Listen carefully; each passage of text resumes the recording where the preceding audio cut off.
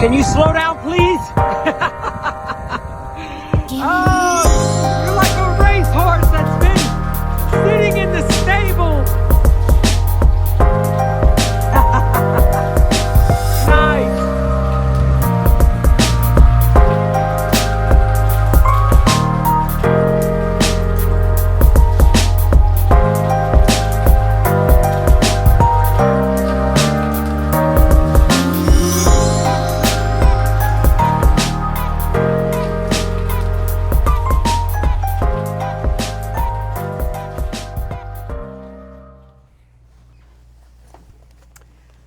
Welcome back to REV Endurance Sports and episode number 2 of the REV Show.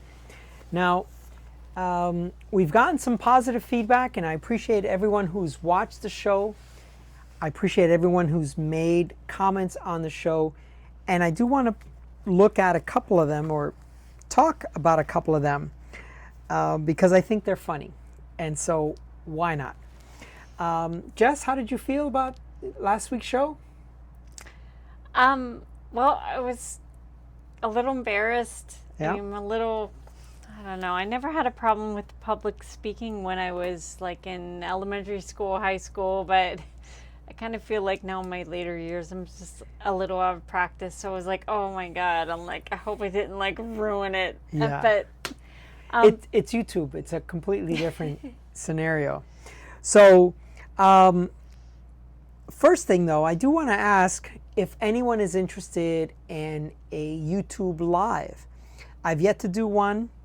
Believe it or not, I've got probably 750 videos on YouTube. I'll have to look, but I've not done a live video yet. So if you folks are interested, we'll do a live video, and Jess and I will answer your questions as they come in.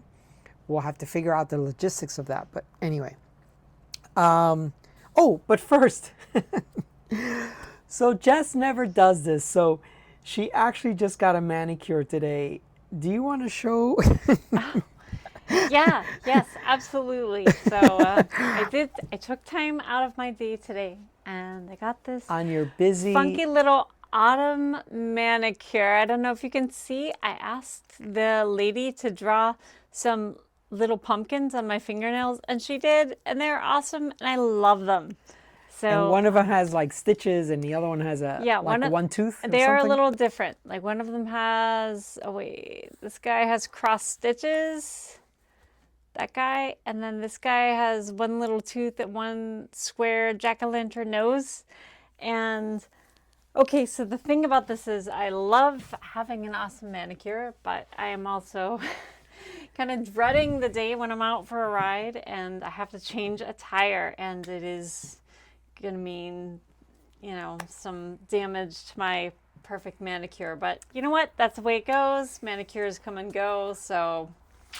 Funny thing, that is one of the topics I have for a future video. So we will talk about that. All right, so not first things first, but in some order of priority. Tommy, or Thomas Southwood, is coming in from Indiana. And God, I love where I live. I love living in San Diego. I am so proud of our riding terrain, of our weather, and I cannot wait for Tommy to show up here. What do you think about this? All I think about is, the pinball wizard. Tommy, can you hear me? So yeah, I'm really stoked for Tommy to come in, and I know we have a couple of rides that are options to take him on, and It's going to be great. And it's, maybe our second YouTube person who's come in and is going to be on a video. So, and anyway, I just, it's awesome. We're going to help get him off on his ride back across the states, the first time ever. So he's in good hands with George. Yeah. George will make sure his bike is all set up and he's ready to go. So go, Tommy. So Can't wait to meet you. Yeah, so I do have his bike in the shop. I've been building it. He's got aero bars, he's got bags and all this stuff, but we're going up a mountain on Saturday. We're going to do a shakedown ride on Friday, and the Friday ride is going to be rolling terrain.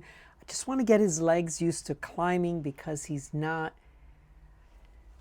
from an area where there is a lot of climbing. So it's important for him to realize that San Diego is a very, very, very hilly area. I cannot stress that any more than that. So, and then Saturday, we're going to do Palomar Mountain, and Palomar Mountain is where I have suffered innumerable amounts of days in the heat, in the cold, in the rain. I mean, you know, pick any mailman scenario. I've done it, and it's the first place I ever bonked really, really hard. It's also the first place I Everested. Palomar Mountain has a very, very personal significance to me. And I was sort of torn between taking Tommy to Palomar Mountain and the Great Western, is it Loop? The Great Western Loop, yeah. GWL, which is, something like I mean, that, it's just the scenery there is just, I mean, it's breathtaking. I mean, it's, you know, it is as popular as Palomar as far as like California, where you're going to come ride your bike. So it's sort of like, okay, should we do Palomar or the Great Western Loop? I don't know, but George sort of feels... The big thing is that Palomar Mountain is the most iconic climb in San Diego County. If you tell people about if you ask someone about Tehisa or maybe Alpine, but if you ask them about some of the points on the route that you're talking about, they won't recognize it. But Palomar Mountain was featured on the Tour of California a few times, and it is a significant climb for anyone in this area, and let alone someone who comes from a flat. And it's going to be in the Giro. It is the Giro de San Diego next year. Yeah, that's right. It's featured in the Giro de San Diego, so it's the biggest climb, and then there's other climbs. Yeah, it's all the like the switchbacks. I know. And then there's what people find really challenging are the cattle grates. Yeah. They're sort of like I don't know how you describe them. Well, yeah, they I think most people know what a cattle grate is, whether you're on a mountain or not. But I don't know. If you're from Pittsburgh like I am, then I didn't know what a cattle grate was. Oh, okay. I didn't know you didn't have them there. Yeah, I mean, basically, it's like there's the paved road, and there is literally like a parallel section carved out of the pavement that is, instead of flat pavement, it is a grate. And the idea is, if you're a cow and you're trying to walk across this grate, that your cow leg will go down into the grate, and you might break a leg. So it's basically like a way to have an invisible fence for cattle, that the cattle won't go across this thing in the road because they know they're going to break their leg if they try to step through it. Yeah. But a cyclist and cars and everybody else, you know, we just go across it. But yeah, I guess that's what a cattle grate is. Yeah, I bunny hop them.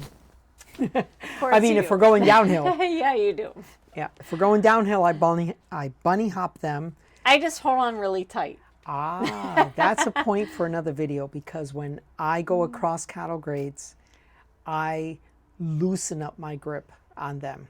I let the bike track straight, and I loosen my grip. So another training opportunity for you and I. Indeed, opportunity knocks. Yeah, opportunity knocks. So Tommy's coming into town. I believe I will shoot a video with him tomorrow. It just depends on how he's feeling. Okay. The next thing I want to cover is, on that first video, lots of positive vibes for Jessica getting back on the bike. There are so many challenges she's working through, and to have positive vibes coming from the cycling community is really, really good. What'd you think about that? It's awesome. Thank you very much. I mean, I sort of like I told George earlier, I really kind of glossed over a lot of my recovery and, the psychological, and it's probably more of a challenge than the physical. Yeah. Yeah. But thank you very much. Yeah. Just leave it at that. And we had a Strava link in there.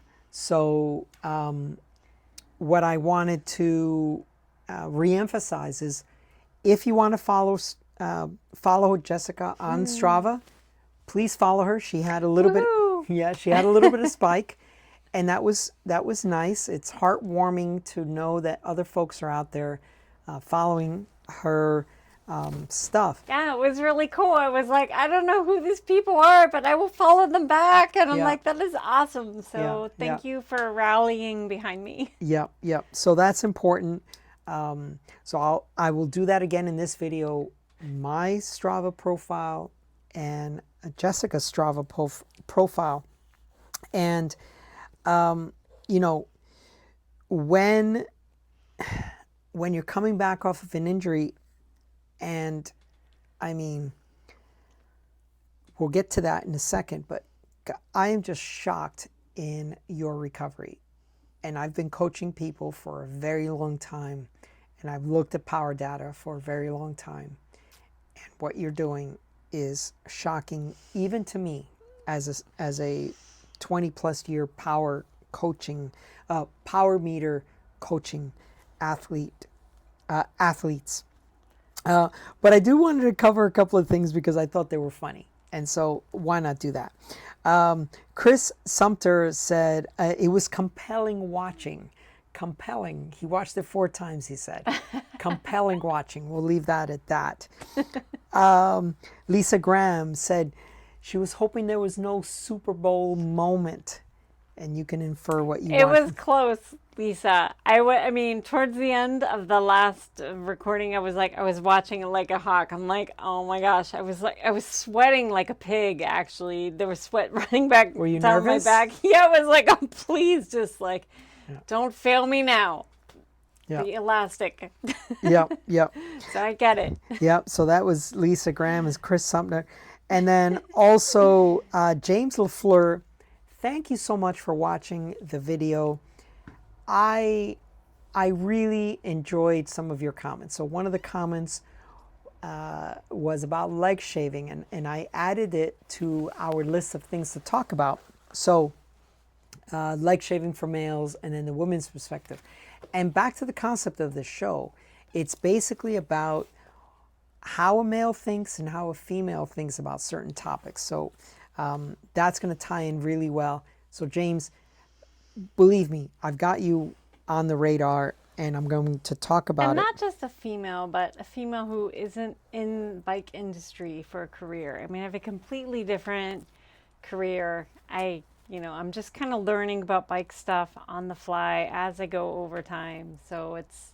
Yeah, so if you didn't watch video 1, Jess is a doctor of pharmacy, so this bike stuff is just a completely different language, as she mentioned in the first video. And James, I also want to give you props because there were some comments about during rider, and there's other comments in our videos. And you know what? We are real people doing real things in real time. So when we do a video, that is where we are at that point in time in our day, and we may be going to do something else, and we like, hey, let's shoot a video real quick because this is the only available time for each of us. And you mentioned Durian Rider and Natasha. Here's the thing, people. Durian Rider has over 200,000 subscribers, so he's not doing too bad on his own. But Jessica is a real cyclist. She will drop boys out on the Tuesday group ride. So yeah, she can ride. And I'm very proud of her. And we'll get more into that in a minute. And then there was DDAI. OnlyFans. That made us laugh. Yeah, That's a good comment. OnlyFans when was his comment. And I'm like, well, not yet, maybe never, but stay tuned, right? Okay, so I want to talk a little bit more about Jessica's recovery. Now, do you mind if I talk about your weight? Because it is central to this discussion. Nope, that's fine. I'm totally open. Talk about my weight. Okay, so you are 5'8", right? 5'8", and yeah, Yeah. pretty So- much. No taller than 5'8". I feel like sometimes, 5'8". Let's go All with right. 5'8". So she's 5'8". Now, back in May, now her crash was February 8th. So back in May, she was at 132 plus pounds. I have the numbers, but, actually they're in my pocket. 132.6 or something like that.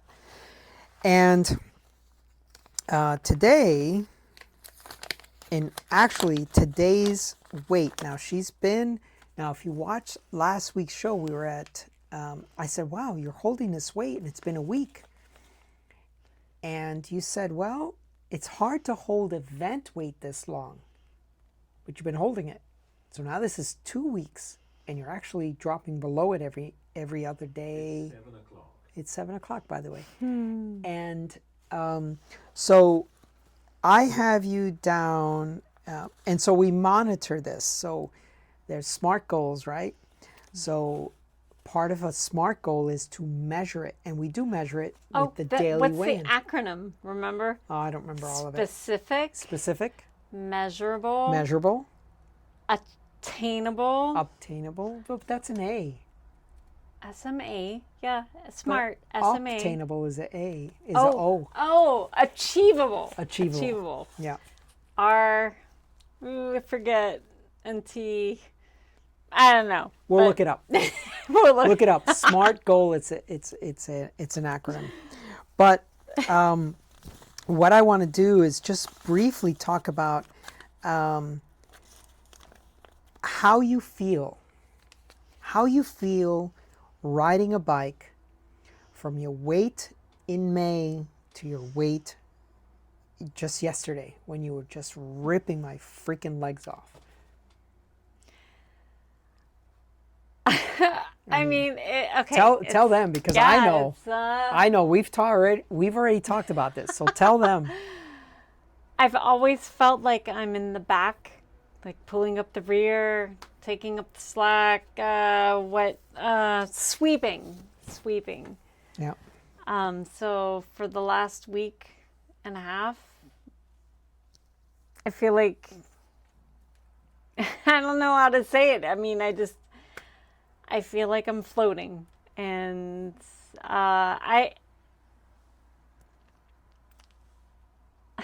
is it just because I've lost 7 pounds over the last 10 days? You've lost more than 7 pounds.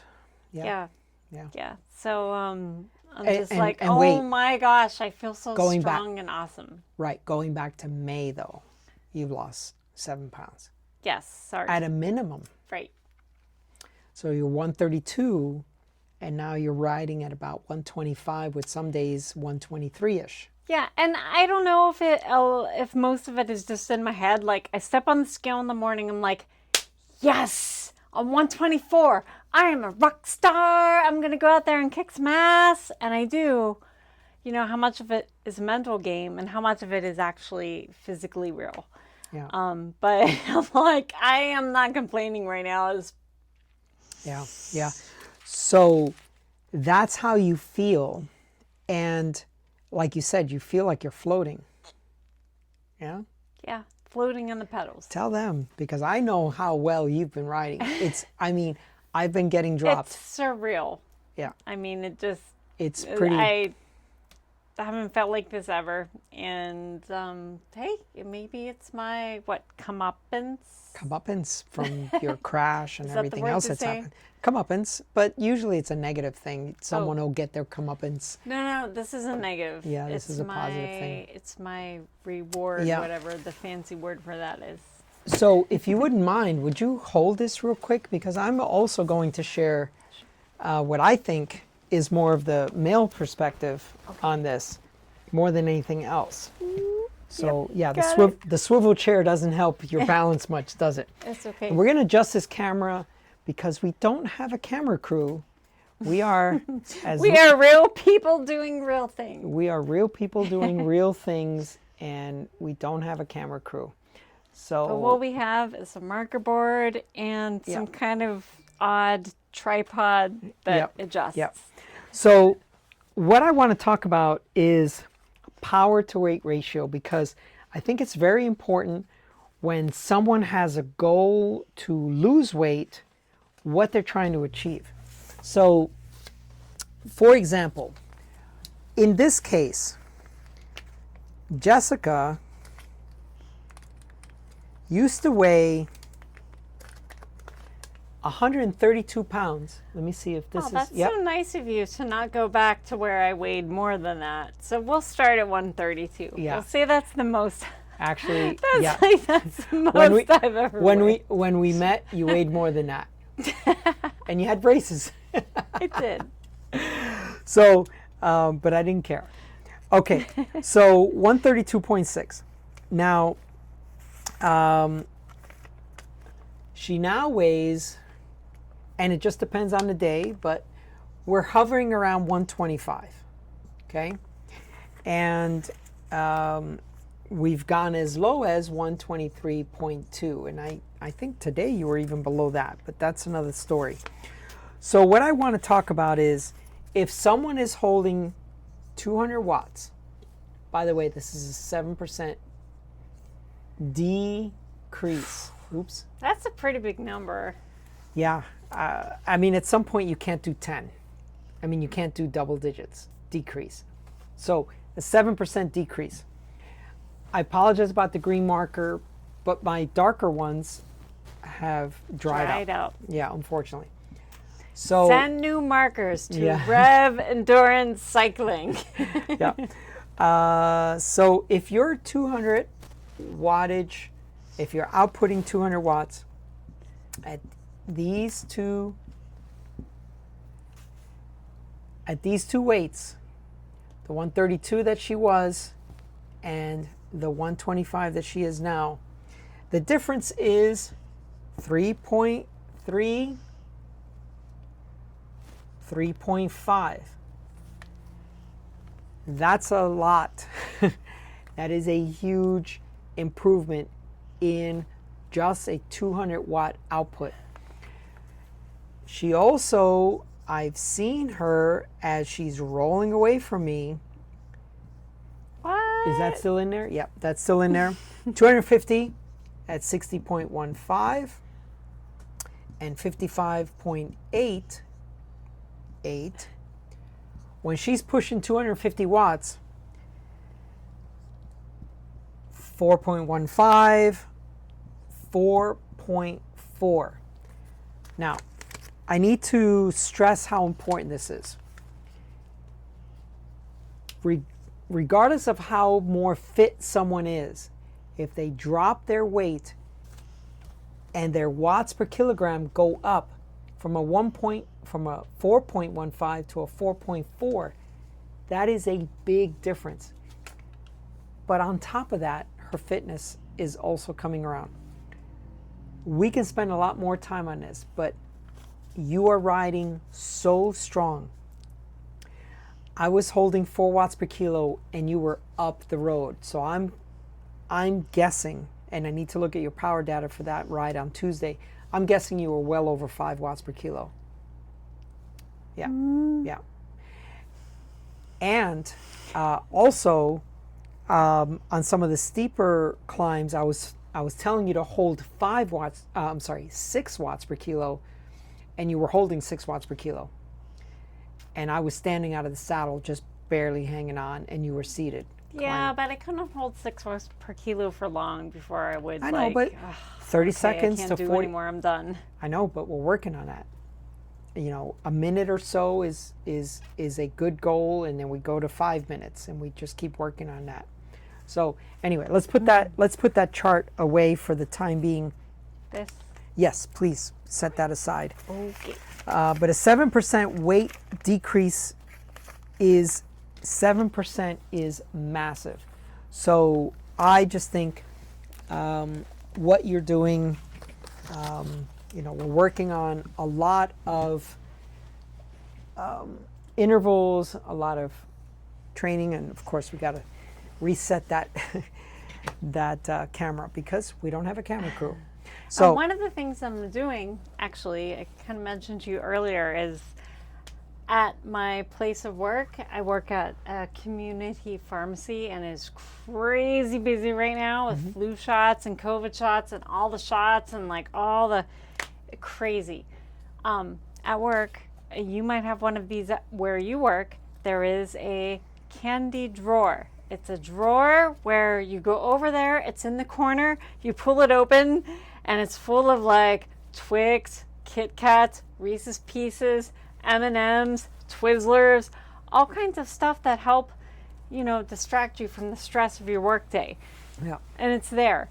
And so in the last couple weeks, I've gotten a little more serious about my rehabilitation and my training and my commitment to my cycling. And I'm like, okay, whatever it takes today at work, I'm not going to go to the candy drawer. because we all know that these sugars are bad, right? Yeah. We all know that. And everyone around you is not a cyclist. So, it's the same thing that they tell alcoholics, drug addicts, find a new batch of friends. If you're hanging around the same alcoholic friends you had, you're going to fall back into your dependence on alcohol. So in your case, all that sugar that's constantly available in your workspace and possibly in your workspace too, try to avoid it. We all know all that sugar is not good for you. Yeah, and now that I feel like I've been making a real concentrated effort on avoiding the candy drawer, I mean, that's really contributed to my current weight goals and everything. And I'm like, okay, it's motivation to continue avoiding the candy drawer. Yeah. So let me just look over this real quick and make sure that we have covered. Now, the one thing I would like for you to work on next. Now, I'm Jessica's coach and boyfriend, but I want you to work more on nasal breathing.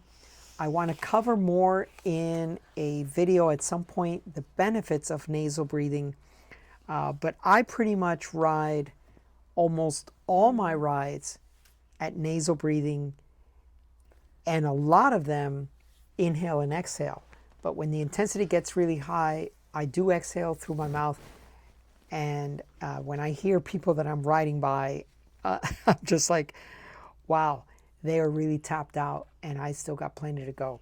So that's something that I want you to work on as well. I feel like that's a huge barrier, and I don't know if it's something that I can ultimately overcome. Yeah. Hopefully I can improve, but when I was a youngster, I was a competitive swimmer. Long story short, I was in the lane with someone who was much older, much stronger than me. I got smashed right in the head, broke my nose. Oh, geez, And I didn't know about that. Yes, I was knocked out cold in the pool. Like, they had to, float me out. Was it a kick? No, it was a hand stroke, Wow. a very powerful, And broke your nose. Wow. right down the center of my nose. And anyway, that really, messed things up in my...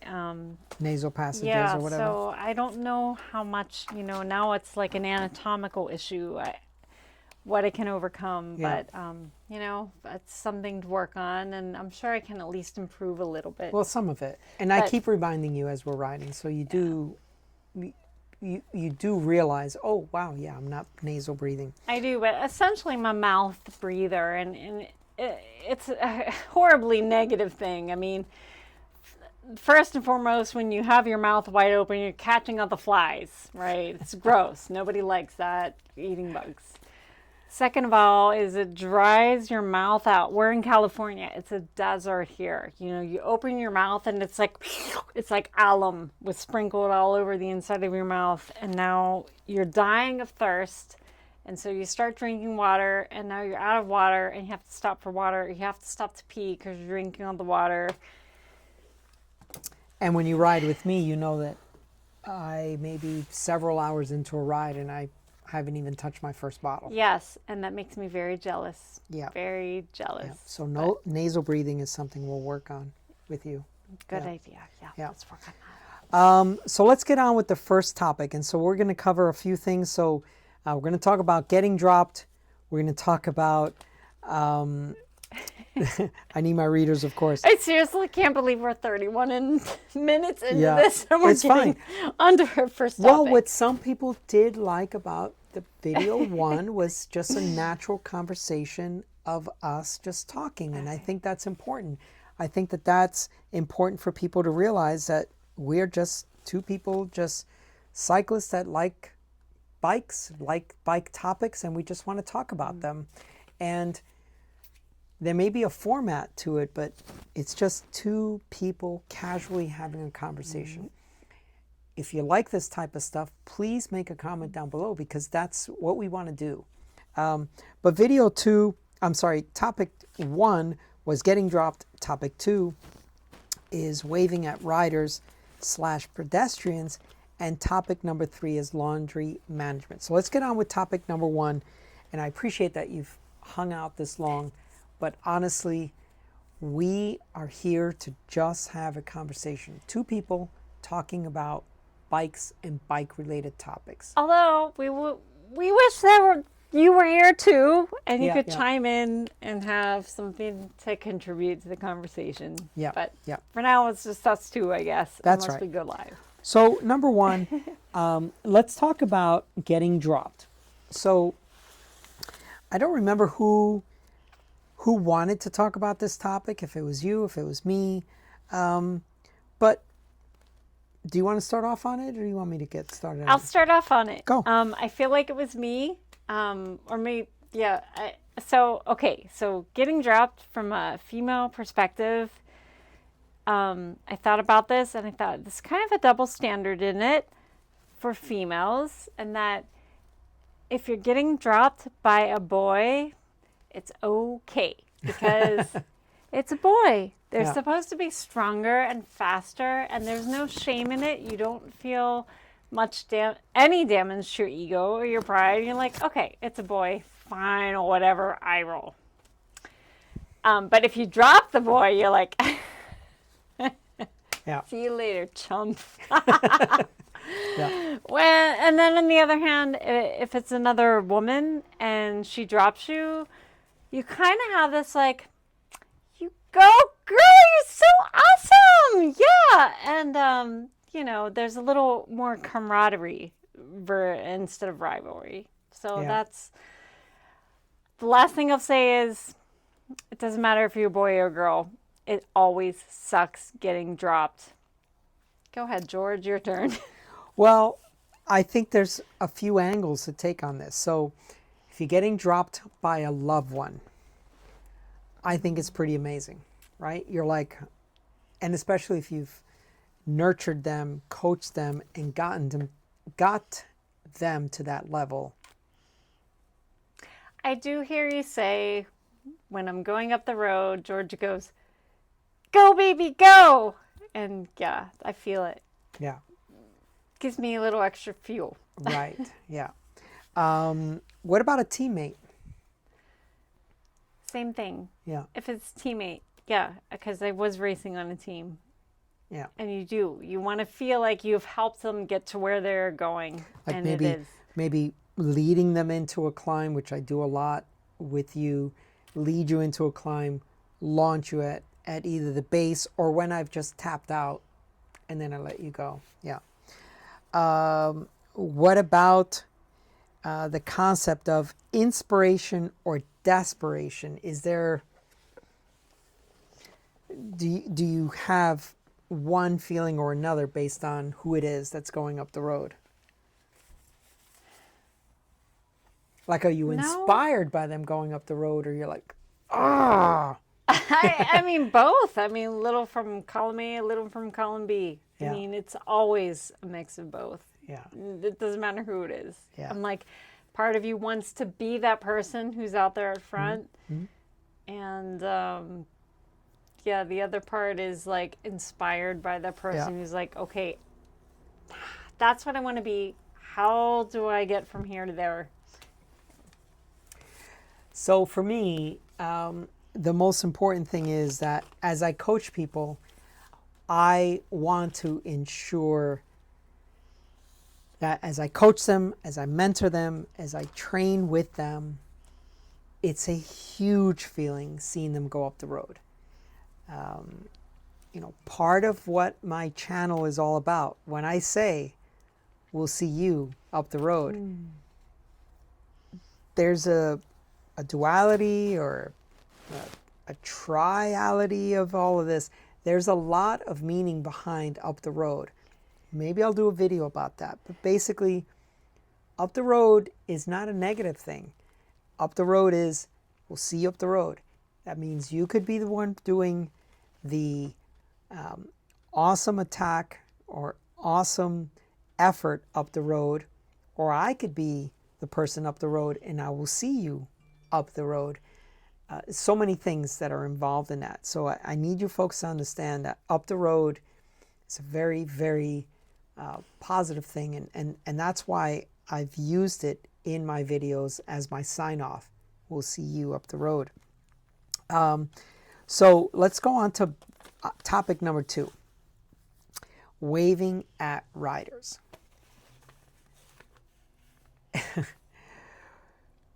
I will tell you, it is super frustrating for me when I give a wave to a rider and they don't wave back. I'm like, what the heck? What's going on?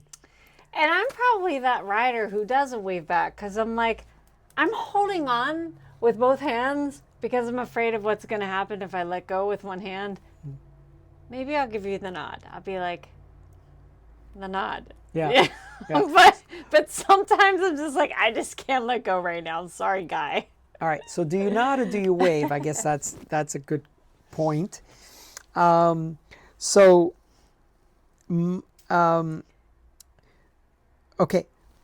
So do you wave?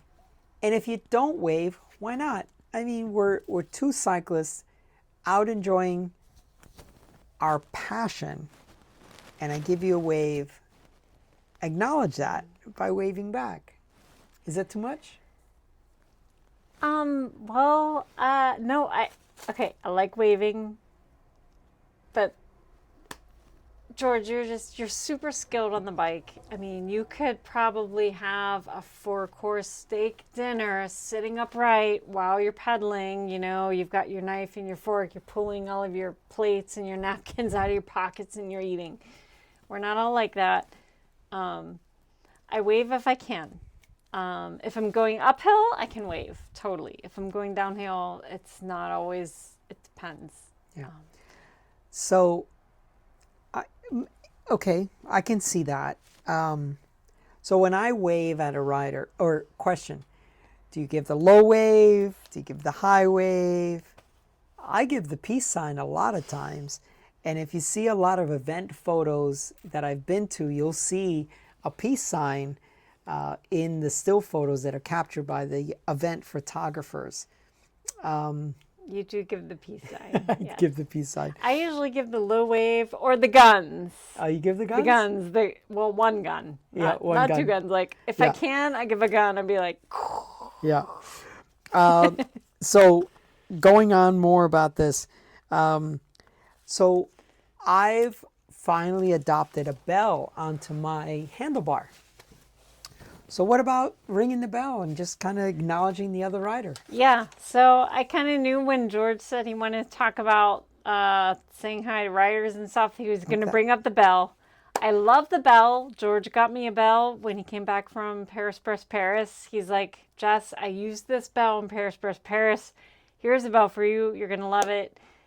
Okay, the best thing about the bell is that when you're riding and you're going to overtake another cyclist, you don't have to say, on your left. No. It's pretty annoying. You can just keep your voice to yourself, and you just quietly and very civilized way, you can just ding, ding, ding, ding, and it's freaking awesome. Yeah. Everybody's happy. Yeah. So in acknowledgement of someone waving to me, I'll sometimes ring the bell back to them, and that kind of thing. I love my bell. So if you don't want to take your hands off the bar, like you were just saying, that I am very comfortable on my bike, hands on, hands off the handlebars, maybe get a bell and just ding it and acknowledge the other rider who has waved at you. Question though, if you're in a pace, not in a pace line, but a group of riders is coming from the other direction. I wave at the group of riders coming from the other direction. So I'd like to hear your perspective on this. Is the lead rider responsible, or is he so focused on safety for his group that the other riders in the line are responsible for waving back? Should everyone wave? I don't know. I don't know. For some reason, I think of like the 70s and what life must have been like then. I don't know, like lots of high fives and stuff. I think that was the 80s. Okay, or maybe the 90s. 80s. Yeah. But I don't know. I guess when I mean, if that happened, like literally, I would just kind of like try to tuck in and like, okay, hands, elbows inside. Yeah. Just make yourself as small as possible. You just want to hang on. Yeah, like I don't need to be waving right now. I just need to like not make a collision. Right, for the riders behind you. Yeah. Safety first, right? Maybe that's, not for me to. So you have some notes. I just want to make sure we cover them. Anything there that I'm missing? Let's see. Waving at riders and pedestrians. Oh, pedestrians, yeah. It's kind of like a secret handshake is what I have written down, where you're like, hey, there's another person on a bike. We're in the club. We're in the club. So we all ride. hello. Right? Yeah. Hello. Ding, ding, hello. There's that kind of community. And sometimes, even if I can't like wave, if I can't take my hands off the bars, I just smile real big and I try to get them to smile back at me. It's kind of like a game. Well, it's a good feeling. I mean, you want to give to other folks a good feeling that you're riding a bike, they're riding the bike, and we are doing this thing together. Even though separate, we are doing this thing together. I do wave at pedestrians. Now, my son, who is started to ride with me every now and then, asked me the other day, he's 19 now, asked me the other day, why are you waving at that pedestrian? He didn't say pedestrian, but why are you waving at that guy? And I said to him, because why not? And so I wave at pedestrians all the time. And there's a deeper meaning to that. And that is that we're all one big community. And the sooner we start waving and acknowledging and saying hello to people at the store, at wherever you're at, and even while riding a bike, we are one big community. Maybe I'm thinking way too grandiose of a goal, but maybe that'll stop a lot of these freaking mass killings that are out there. If we all know each other, we all treat each other with respect, we all wave at each other, we're all a community. Maybe, like I said, maybe I'm thinking too big, but I would like to think that if we all are much friendlier with each other, then maybe you're a little less likely to go in with an AK-47 and just mow everybody down. Yes, I know. I feel that too. All right, so let's end with a lighter topic. So, laundry management. Now, Jess and I obviously are both cyclists. We churn through an enormous amount of kit. Yeah, this is my topic because, like, seriously, the amount of laundry in our household is crazy. It's crazy. There are clothes everywhere, and they're all in various states of the cycle washing of and being drying clean. and Like the dirty stuff, the stuff that's wet and in the dryer, and the stuff that needs to be hung up, and the stuff that is hung up and needs to be put away. Yeah. And then all the stuff that needs folded and put away. it's overwhelming sometimes, Yeah. and it definitely takes teamwork. Well, because we and- ride so much. So Yeah. we ride Tuesdays, we ride Wednesdays, we ride Thursdays, we ride Fridays, we ride Saturdays, and we sometimes ride a Sunday. And it's kit. I mean, there is a special reverence for this clothing, and you want to. You spent a lot of money on it. You know how expensive it is, Yeah. and you know how you need to maintain its performance for when you're wearing it. And so, I mean, I've talked to people who throw their stuff in the dryer and they don't bat an eyelash, Oh my God, and I'm that like, was, oh that my was God, one of my no. notes. No, a lot of no. times we make our notes separate from each other. Yeah, that was one of my Yeah, notes. it is not going in the dryer. It's not going Like in the it dryer. damages the fabric down to the core. And I'm like, and there's a special sort of like, I don't know, like a, I don't know how to say it, Tell like them. a zen with when you like, Yeah. you have all the stuff hanging up on the line and it's air drying and you're like, oh, yes. I know you've always sent me pictures of our clothing hanging up on the dryer on the line, which But I it think takes is really awesome. forever. Yeah. It's a huge, I mean, it's just, I want to say a burden, but it is like, it's a forever, like, oof. So yes, as a household, we go through a lot of kits. So I'd like to know if you are in your home the only cyclist, or if you and your spouse, significant other, both kids, Nieces, nephews, sure, ride, grandparents. and you've got this additional load in addition to yours. So now Jess and I do a lot of matchy stuff, and that's a hashtag. If you want to follow us on Instagram, we're on there as well. So, we have identical kits in certain respects. And so, silly thing, I turn my socks inside out so we know which ones are mine and which ones are hers. Right, because I take my socks off, by like the right way, and George just like peels his inside out. And so that's how we how it helps us triage the laundry and sort things a little faster. If I pull out a sock and it's inside out, it goes in George's pile. It goes in George's pile. So what do you, okay, so this was a question that I had for you. Do you wash your new clothing before you wear it the first time? That's a question for me and them. And them. So drop a comment down below. Is this something that you do?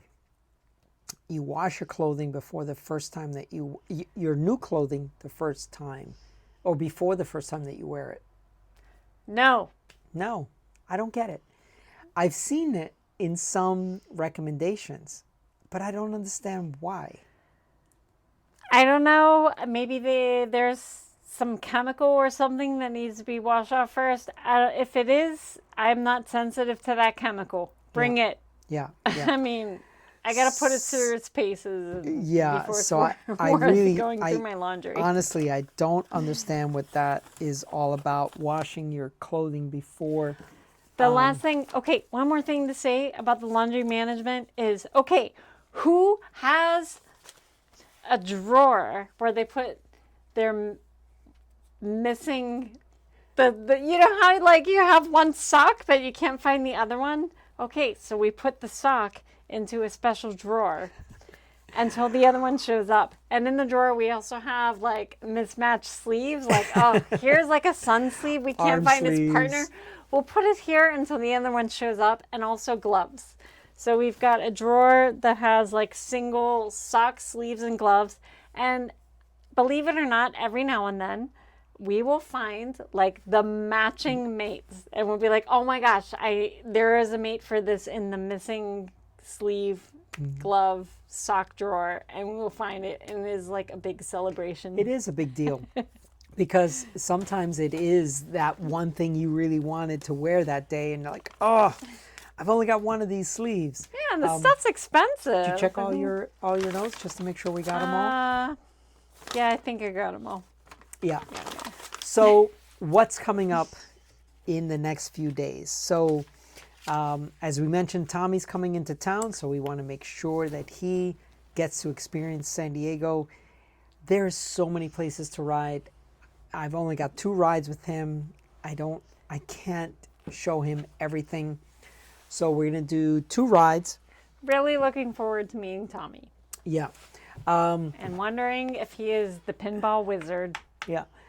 This is the Jill Bertude saddle that I just purchased. I just did an unboxing on this saddle, so please look at your feed for this saddle. So I'll be writing that and doing some videos on that. I'll be approaching 10 million feet on Saturday, and that is, I know, yeah, it's Big crazy. day. Yeah. That's since joining Strava in latter part of 2012, although there are some rides that are from 2011. And so those are some of the videos coming. And then also with Tommy here, I do want to do some videos. I would love for him to tell you his medical story and what is his plan and desire to ride across the country. You know, he's flying in tomorrow, and he's going to ride across the country, which I think is amazing. And I wish I had 4 weeks to do that myself, but I don't. So I will live vicariously through him, and we all will live vicariously through him. I've actually talked him into creating a Strava account, so hopefully we can share that. He is active on Instagram, so we'll get that link down below. We'll get Jess's link down below, my link down below. Any way that you wish to to follow us on social media, we will provide that to you. Any parting shots? No, I guess not. I mean, it's our date night, so, Yes, so I'm all dressed up and I know. I'm ready to go out and just, Yep. blow off some steam. Let's go get something to eat as well. I appreciate everyone who's tuned into this channel. Please like and subscribe. Please hit that notification bell so you know when we've posted another video. I'm grateful for you watching our video. Please like and subscribe. We will see you up the road. Up the road, that's right.